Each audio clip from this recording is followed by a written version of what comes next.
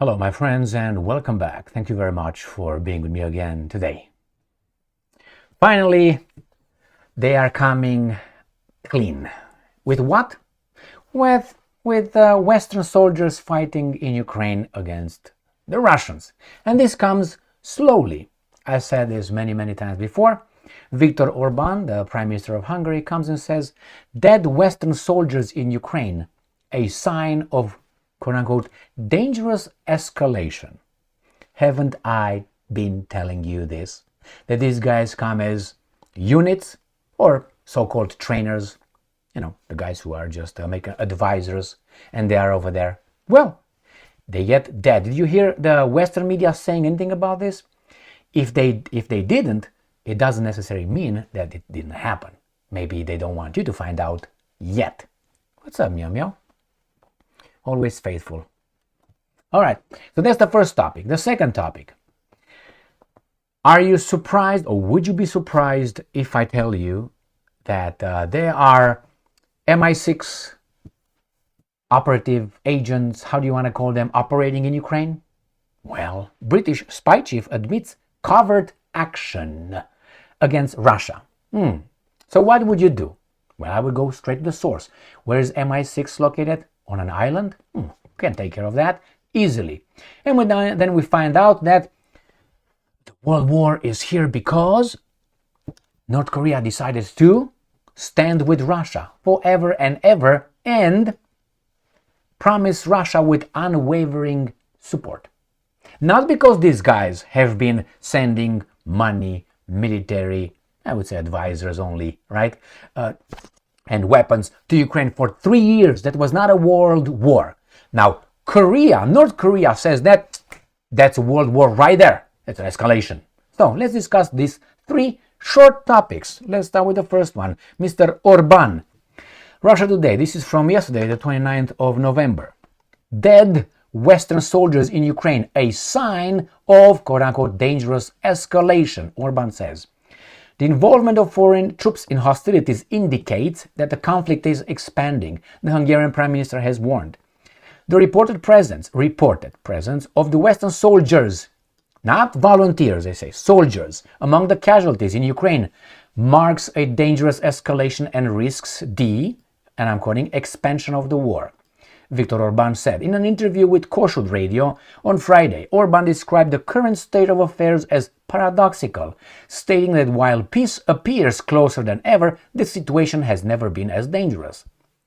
It has to be pushed to that limit. And I'm quoting, according to Russian reports that you can deny, right? Can deny, they might lie. American and French soldiers died in airstrikes carried out by the Russians on the territory of Ukraine. That means there are Western soldiers there, end quote, he said. Now, according to Russian reports, that could be a lie, that could be false. I'm not saying that's the way it is. I'm just reporting. But I, as a human being, free human being, I'm told, I can have an opinion on that. And my opinion is that these guys have been fighting with troops in Ukraine, disguised as volunteers. I told you this. As a free person, I should be an imbecile. Or I should show you I'm an imbecile. But no, these guys will not allow even that. Why? Because they're good and I'm bad. All right, so let's move on. And I'm quoting, so we are in a very dangerous situation because people with military status from Western Europe or the United States can die in Ukraine today. This is what happened. We are praying for them. Of course, this is a great loss for everyone, but it clearly shows the danger of escalation, thus the expansion of war. Remember, this is what they said. Well, I don't know if that's really according to Russian reports. But if we don't believe the Russians, then we definitely should not believe Reuters, Associated Press, New York Times, Washington Post, Wall Street Journal, and others. Why? They never lied. How many times do you need to be lied in order to say, okay, I'm not going to trust this guy again? 1 time? 3 times? 1,000 times? Never? You're going to always listen to these guys? Well, verify. Don't trust. Verify. Next one. We're going to go to the second article from Russia Today, 29th. Yeah, I know, the bad people give us the right information. Or the information that's interesting, at least. British spy chief admits, and I'm quoting, covert action. Not operations, action. Because I wonder why didn't they call it operations? Covert action. They are undercover. Against Russia, Sir Richard Moore of MI6 has voiced confirmation of years-long rumors. British Secret Intelligence Service agents have been involved in covert operations against Russia on behalf of Ukraine. SIS head Sir Richard Moore has said. So SIS was created by the World War II era Special Operations Executive and is also known as MI6. Moore made the admission in a speech at the British Embassy in Paris on Friday at the reception of French counterpart Nicolas Lerner. Okay, that's a German. And I'm quoting, "We cherish our heritage." You fought like crazies. Hundreds of years, but hey, that's your heritage. Of covert action, okay, got it. Which we keep alive today in helping Ukraine resist the Russian invasion. His admission came just a day after the former UK Prime Minister Boris Johnson, Baboonstein, another Stein, he's a baboon, buffoon also, openly declared that Ukraine is a proxy of NATO in a war against Russia. That's not news to us, but it's good to leave it as it is. And I'm quoting, "Let's face it, we are waging a proxy war, but not giving our proxies the ability to do the job."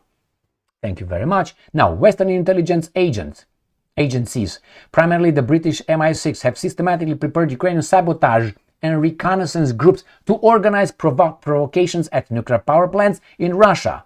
This is Vasily Nebenzia. This is what the Russians said. According to Ukrainian media, the UK has also pushed Kiev into military adventures, such as the Krinky bridgehead, where hundreds of elite Marines perished trying to create a foothold on the other bank of the Dnieper. British mercenaries have also taken part in the Ukrainian incursion into Russia's Kursk region. In February, the New York Times revealed an almost decade-long effort by the CIA to shape Ukraine into a weapon against Russia. Well, that's not. I don't think that's a mystery here. Implicating several allies' intelligence services as well. The current head of Ukrainian military intelligence, AGUR, Kirill Budanov, the one with a strong arm, is among the operatives trained by American spies.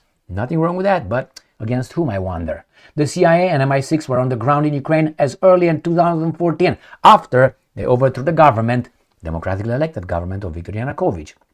And they were training British agents who visited the front line in Donbass, as well as special forces trained grounds in Berdichev. So, in his speech in Paris, Moore insisted that France and Britain are united and unflinching in our determination to support Ukraine for as long as it takes, with our lives, baboons. Arguing that NATO can prevail because it has many times Russia's GDP and defense budget. They just print money. And they borrow. We should never doubt that our allies has strength in numbers, but economic and military, both economic and military, and our units of purpose makes that count. Our democracy is our strength. That's how you keep us at bay. Otherwise, you would be all in Plaza de Concorde in Paris. Remember what happened over there? In 1800s? Remember, in 1900s? Pew, pew, pew. All right, that's with that. And we find out that the Kim Jong Un has balls. Russia Today, 30th of November. North Korea will stand with Russia, Kim Jong Un. Long-range strikes are, and I'm quoting, reckless military adventurism by the West and Ukraine, the country's leader has insisted. Pyongyang will continue to support Moscow in its quest to defend its national sovereignty against the West, North Korean leader has said, according to state-run Papapa. Kim made his remarks during a meeting with Russian Defense Minister Andrei Belousov, who visits Pyongyang, who arrived in Pyongyang on Friday to discuss defense cooperation between the two countries. And here it is, the comprehensive strategic partnership between the two countries stipulates that if one side is attacked, Kursk is attacked, the other shall provide military and other assistance with all means in its possession without delay. Does the United States of America have the same treaty or, comprehensive strategic thing? Did they have it in 2022, 2023, 2024? But they still did it, but these guys are somehow implicated. But at least these guys do it in plain view. Guys, we're together, we're going to do this together. The other guys are, no, we're not doing anything. Okay, and we're the good guys. That's what I dislike. So I want good people saying good things and doing good things. I don't like bad people doing bad things and saying that they're good, and everybody's supposed to. If you're bad, say it you're bad. They have the boss and say, yeah, man, say good night to the bad man, bad guy living here. Okay, I like that better than, oh no, I'm the good guy, but I match the actions of a bad guy. This is what these guys are doing. I'm not saying about the Russians. If the Russians are bad, at least they say they're bad. Or at least the North Koreans say, okay, we do it. We have this little treaty here. And according to that treaty, as bad as it is, they don't consider it bad, obviously, we are just going to do this. But these guys, no. In the name of peace, democracy, justice, all that garbage. It makes me feel like vomiting when I hear these guys. So this is the first article on King Jong Un. The second one comes from Ukrainska Pravda. North Korean leader promises Russians with unwavering support in war against Ukraine. They have a treaty, goddamn. What do you want? They have a treaty, bad as it is. During a meeting with Russian Defense Ministry, this guy says that Kim Jong-un has pledged his country would invariably support Russia's war against Ukraine. You want anything else? So what are we going to do? Oh, we're going to push on because the Russians don't have nuclear weapons. We're going to beat them as that imbecile from MI6. Yeah, we have more. Yeah. The Russians, if tomorrow say, baby doll, this is what's going to be. I'm going to freeze the war and I'm going to use nuclear weapons, all of them, one after another. What are you guys going to do? Think about it. You're going to have the baboons saying, no, they're bluffing. No, they can't. We protect you, which is, again, bullshit. What are you going to do about it? Do you think these guys are going to go and talk to the Russians? No, they're going to see, do it. The Russians, let's say, if they're crazy, they do it in Ukraine. Oh, it's not us. Oh, blah, blah, blah. Okay, now let's say it's London, Paris, and let's say not going to North America yet, okay? And let's say Berlin. What do you think will happen? The Americans will come and help us. And when the Russians will launch it towards the United States of America, this would happen in about a few minutes. It's not going to be like days of all this. Comes to the United States of America, what will you do? Maybe we should have negotiated with the bad guy. Boom. Would you do that? Would you take a chance? I wouldn't.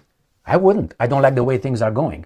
That things should not have started in Ukraine, but because the interest pushed NATO eastward, coup d'etat in 2014, and NATO, and so on. So, Crimea, and we have interest, but nobody else is allowed to have interest. What is this? Security, national security? Nah, only we have. And by the way, we have it everywhere. Everywhere we have interest. And the countries can't have it next to their borders, but we can have everywhere. We are in Syria illegally because of national interest. We are in South Korea, again, national interest. We are everywhere we are based on that. You know who did this? The Roman Empire again. But at least those guys left us with something. These guys left us with what?